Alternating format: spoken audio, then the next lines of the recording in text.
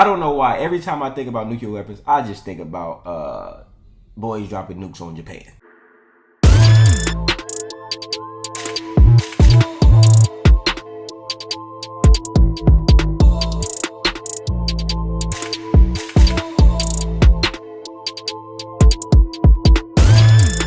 What's up, fam? Welcome to another Tay and Steph reaction video. In this reaction video, we're gonna react to how dangerous is nuclear waste. On this channel, we're trying to get to 70K. Do us a favor, smash subscribe button, help us get to 70K and be a part of the fam, man. Don't forget to turn on your push button notifications as well, man. We're gonna try to leave our comments to the end of the video, but we'll see what happens. Whenever I talk to people about the benefits of nuclear power, how dependable, how efficient, how clean it is, I'm always challenged with this. Yeah, but what about the waste? Their question is hardly surprising. The New York Times claims that the U.S. is awash in radioactive waste. The Los Angeles Times writes that figuring out where and how to safely store radioactive waste is one of the biggest obstacles to nuclear power. Right. Yeah. And Wired magazine warns that even our next generation reactors may still have a big nuclear waste problem. And so it goes.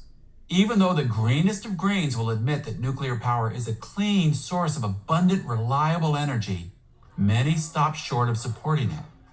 The nuclear waste problem ends discussion before it begins. After all, why develop this great source of energy if it's going to poison our air and water with deadly radioactivity? There's only one problem with this well-worn disaster scenario. It's not true.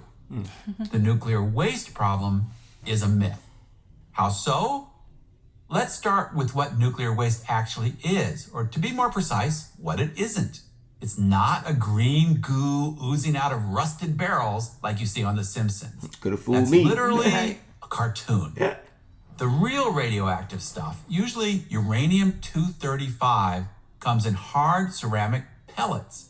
A single pellet contains more energy than a ton of coal or 3 barrels of oil. 10 pellets can power a typical American home for a year. These pellets are stacked into narrow, very strong tubes made from zirconium, a natural element much stronger than steel. These are the fuel rods. There's nothing gooey or green about this picture. Then, these fuel rods are loaded into a reinforced chamber full of water. This is the reactor. After the reactor is done using the fuel, there is very little material, now called spent fuel, to dispose of. If all the electricity you ever used over your whole lifetime came from nuclear power, the spent fuel would only fill a soda can. According to the U.S. Department of Energy, if you took all the spent fuel generated by all American nuclear power plants for the last 6 decades, and then you piled it on a single football field, it would form a stack just 30 feet high. That's it. America's entire stockpile of spent nuclear fuel would fit on a single football field, and He's saying that's it, but some of y'all smarter than we are, right? But is that dangerous? Because what if just a little piece of it? Right. You know what I'm saying? So you saying that's it? That sounds like a lot still, but I don't know. Y'all let us know in the comment section. Even reach the top of the goalposts. But nuclear waste is uniquely dangerous, activists say. It remains radioactive for thousands of years. Yes, spent nuclear fuel is hazardous if you get too close to it or ingest it. But you can say the same thing about ammonia, mercury, chlorine, and other deadly chemicals we use every day in industry, and even in our homes. Industries follow strict rules to keep the public and the environment safe from those toxins. Nuclear plants follow much stricter rules when it comes to storing their radioactive materials. Fortunately, it's not that difficult to keep spent nuclear fuel safe and secure. After about 5 years in the reactor, the fuel rods are removed and submerged in a water tank where their heat and radioactivity gradually subside for several more years. Finally, the rods are placed in an airtight stainless steel vault that's welded shut and wrapped in a thick layer of reinforced concrete. These are called dry cask storage units. These casks are stored under armed guard at dozens of nuclear facilities around the country. They don't take up a lot of space, and they've never been involved in a serious accident. Still, not everyone is happy with this solution. Some experts think we need to collect all that spent fuel and put it in an underground storage facility where it can be locked away basically forever. In 2002, Congress approved building a deep geological repository under Yucca Mountain in Nevada. But the Obama administration killed that plan. No number of safety studies could convince them it was safe. Maybe they didn't want to be convinced. Today, some anti-nuclear activists say we shouldn't build any more nuclear plants until some sort of underground repository is completed. They're wrong. First, today's storage casks are perfectly safe. They're well guarded, too heavy to steal, and too tough for bad guys to break into.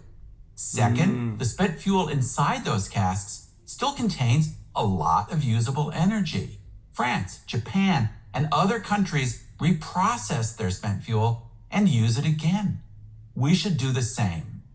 So let's stop thinking of our dry cask storage sites as dangerous nuclear waste dumps. They're safe just as they are, and someday they could be a convenient source of affordable, climate-friendly fuel. America needs the abundant clean energy that nuclear power provides. We shouldn't let groundless fears hold us back. Let the nuclear power renaissance begin.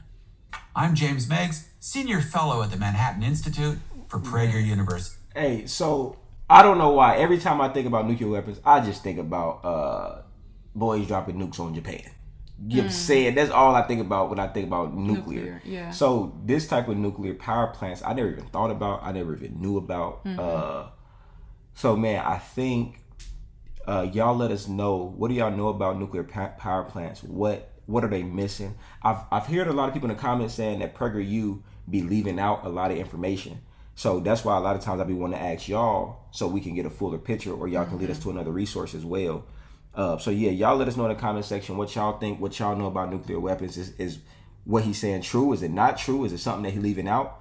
Or if what he's saying is just 100% straight thing. Y'all let us know in the comment section down below. Don't forget, like and subscribe. Smash that subscribe button, man. We trying to get to 70K. Turn on your notifications as well so you can be notified when we drop these videos, man. With that being said, we love you guys. We will see you guys in the next video. Peace.